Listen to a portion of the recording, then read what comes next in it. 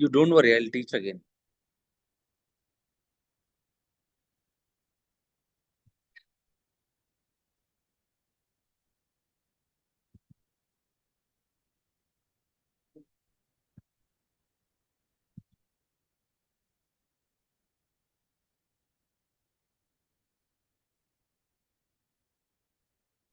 Yes, good afternoon, one and all.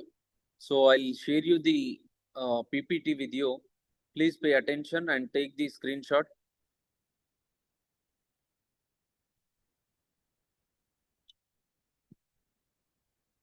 So hope you're seeing my screen.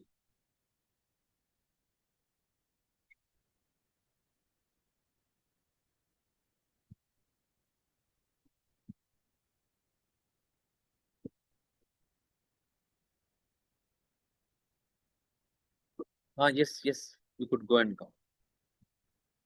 Yes, so we were discussing about Unit 9, that is silence. The court is in Session 1. Okay, so now we'll see silence, the court in Session 2, that is introduction. Silence, the court is in Session is a well-known social satire by Vijay Tendulkar, one of the most powerful modern Indian dramatists. Part 2 of the play deepens the psychological and moral conflict by exposing how society used the moral code to surpass individual freedom, especially that of women. The mock trial becomes the crucial instrument to judge, humiliate, and silence the protagonist, Miss Leela Benare. Okay, so I'll share you the summary of part two. In part two, the mock court trials turn serious and brutal. What begins is a rehearsal gradually becomes a real trail of Benares' personal life. She is accused of immoral behavior and unviewed motherhood, while the male characters, who are equally or more guilty, escape the judgment. The court declares Benare guilt with the allowing her a fair defense. Her voice is repeatedly interrupted, symbolizing how women's voices are silenced in patriarchal society. The judgment is already decided, showing the hypocrisy of social justice. So here we have characters in the part two. So character-wise, I'll explain. Miss Leela Benare represents the modern independent women.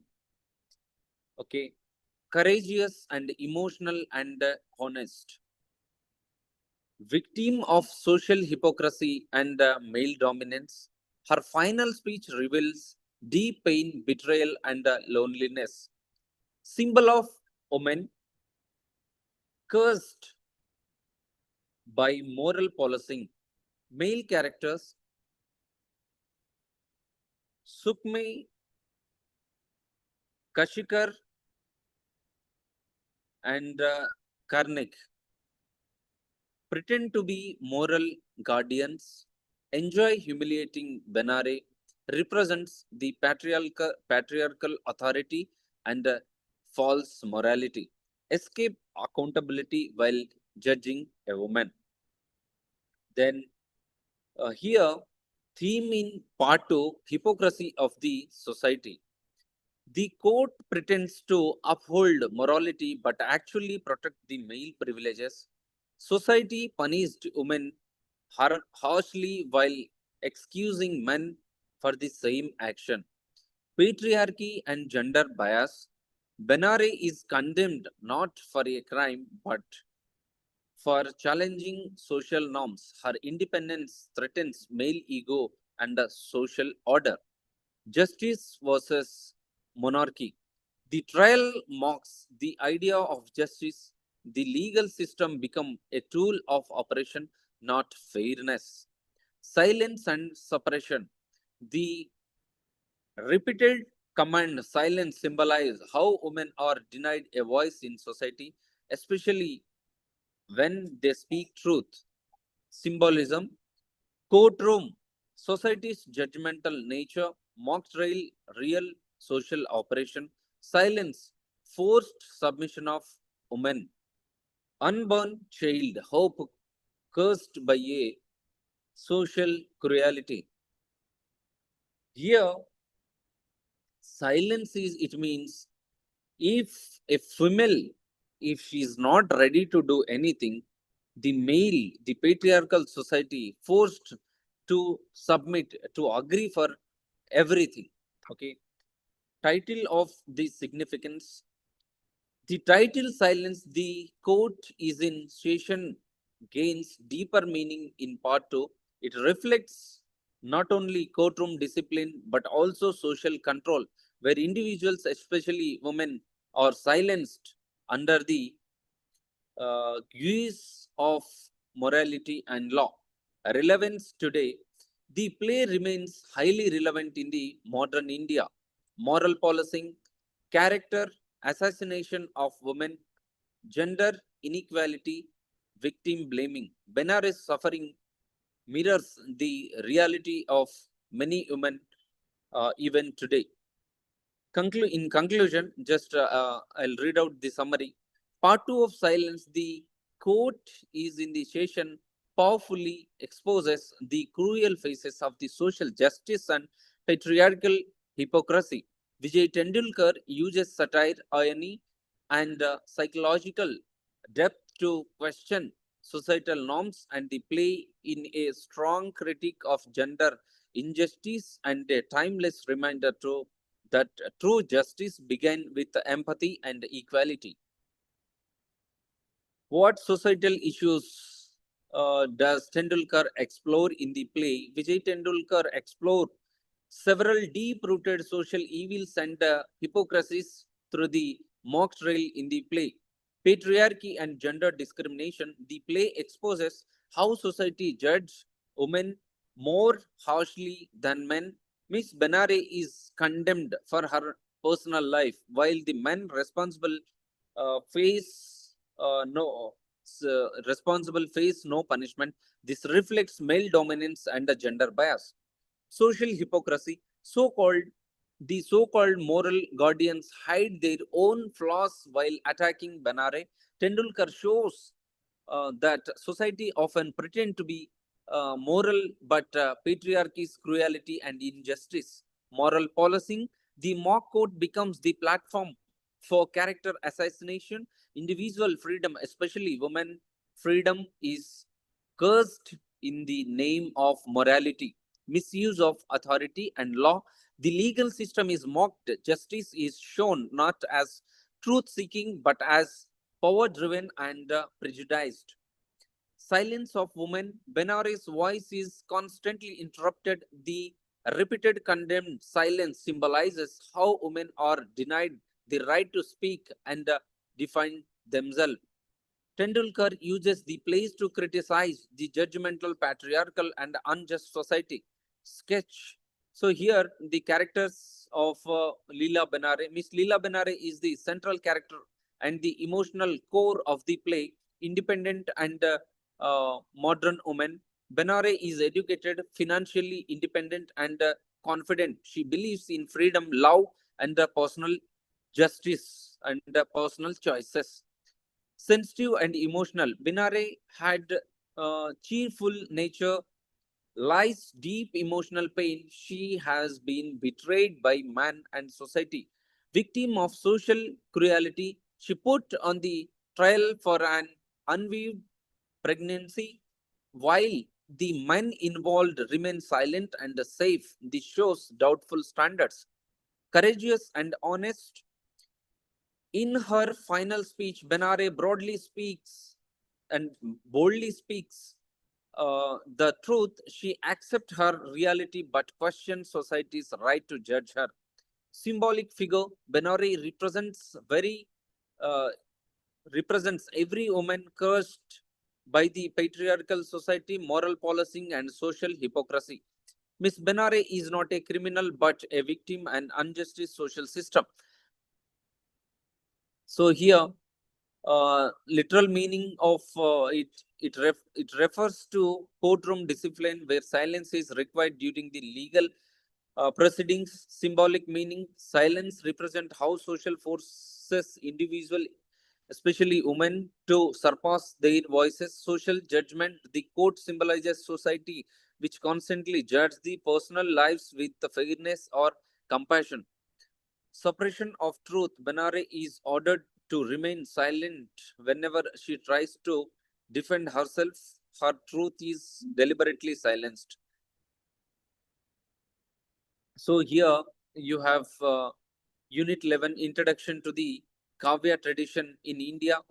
So here the Kavya tradition is one of the richest and oldest literary traditions of India, rooted in Sanskrit literature and later influenced Prakrit and regional language. The term Kavya refers to the poetry or imaginative literature characterized by the artistic suppression, expression, emotional depth, and aesthetic beauty in Indian Kavya is not merely literature for pleasure. It's deeply connected with the philosophy, ethics, spirituality, and aesthetics. Meaning of Kavya: the word Kavya is derived from the Sanskrit root kavi, meaning poet. Okay, a kavi is not just a versifier but seed with imaginative insight. Thus, Kavya is literature created through the creative meaning and aesthetic sensitivity. Nature and features of Kavya: emphasis on aesthetics, rasa. The soul of Kavya is rasa, the aesthetics emotion experienced by the reader. According to the Bharata's Natya Sastra, there are nine rasas such as Sringara, love, that is Karuna; Pathos, Veera, that is heroism, and etc. That day I have discussed with you. Use of Alankara, figure of speech. Kavya is rich in ornamentation, including smile, including simile, that is upama, metaphor, rupaka, and alliteration. Uh, anu, anuprasa. Okay, and here Dhavni, that is situation. Indian critics like Ananda Vardhana emphasized Dhavani, the suggested meaning beyond the literal sense, as the essence of great poetry, language, and style. Kavya employs refined and polished language, often Sanskrit, noted for its rhythm, imaginary, and musicality. Types of Kavya: Mahakavya, that is epic poetry, long narrative poems and grand themes, noble characters, elaborate descriptions. Okay, the example Kalidasa. And Lagu Kavya, short poems, short shortest work focusing on a single themes or emotions. Examples: Maha Mahadbhuta, written by Kalidasa; dramatic Kavya, that is Natya, plays combining poetry and performance; Abhigna Shakuntalam by Kalidasa. Major poets of the Kavya tradition: Kalidasa, greatest Sanskrit poet and dramatist; Bharavi, known for Kritan, Kritangnya, okay, Maha, author of Shishupalavadha; Bana, known for ornate prose, that is Kadambari. Okay, these are the a few kavyas. Okay, major poet of this tradition. Kavya and Indian aesthetics. Indian Kavya theory differs from the Western literary theories. It focuses not on limitation of reality but on evoking aesthetic pleasure, that is Ananda, and the spiritual evaluation. Literature is seen as mean of self-realization. Influence of Kavya tradition. The Kavya tradition gradually influenced bhakti poetry, classical dance and drama, modern Indian literature, regional literature, Telugu, Tamil, Kannada, Hindi. Conclusion. So these are the things, and the last unit will see here Samaskara. Okay, Samaskara by U.R. Anandamurti. So here you could see Samaskara 1965 is a path-breaking Kannada novel written by U.R. Anandamurti, one of India's most influential modern writers. The novel marks a turning point in Indian regional fiction by questioning orthodox Brahminical tradition, ritual purity, caste rigidity, and moral hypocrisy. The word samskara itself means ritual, conditioning, or transforming, which lies at the heart of the novel. Meaning of the title, okay, the term samskara has a multiple meanings: religious rites and rituals, mental conditioning, and moral transforming. The novel explores whether the true transformation comes from the ritual or from self realization. Summary of the novel. Okay, I'll quickly finish it by reading the summary. So, here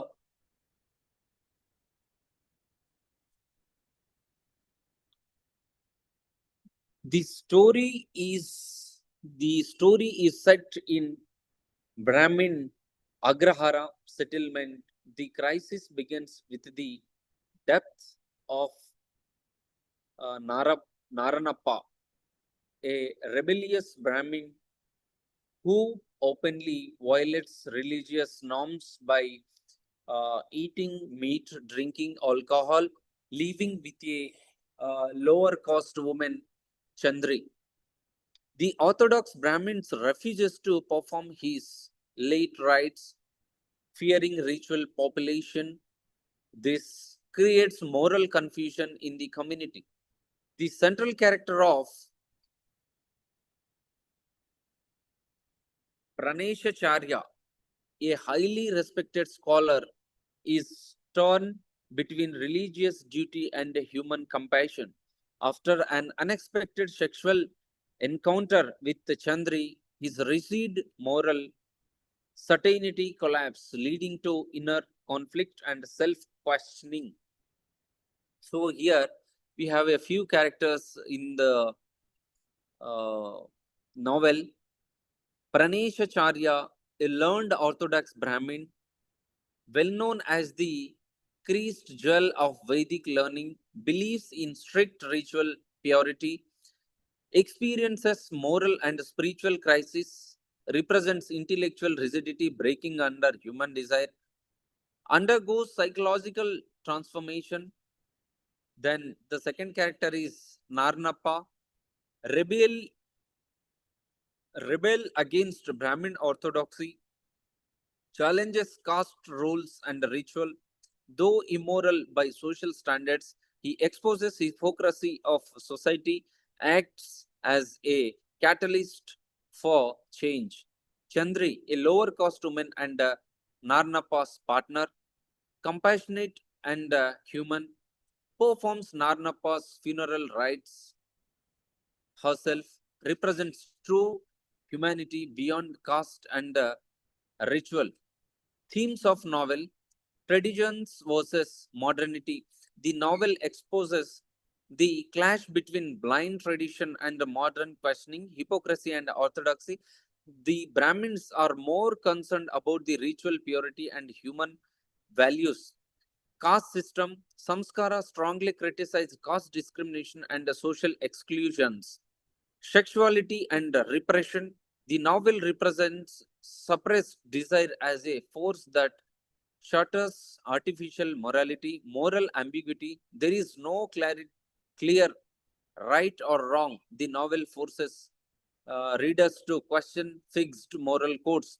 Significance of the novel end with ambiguously with Praneshacharya still searching for meaning and direction. The poem ending with the suggestion transforming or transformation is incomplete, self realization is continuous process, true samskara is eternal, not ritualistic. Style and technique, psychological realism, symbolism, depth, decay, and journey, interior monologue, modernist narrative technique, critical evaluation, bold social criticism, deep psychological insight, realistic portrayal of caste society, landmark modern Indian novel.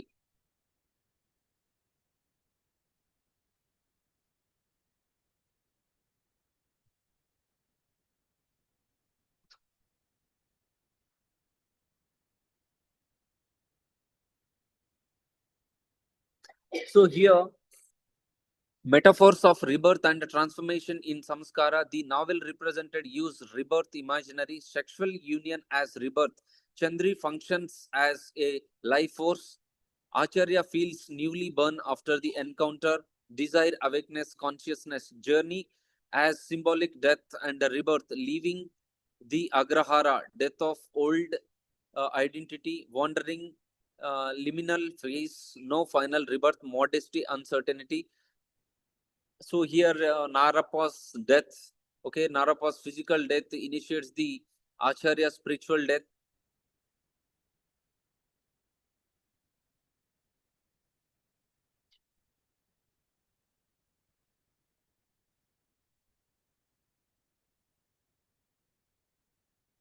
So conclusion, Samskara is a novel of transition from certainty to doubt, from ritual to reflection. Praneshacharya's journey exposes the collapse of Brahminical authority and questioning rigid binaries of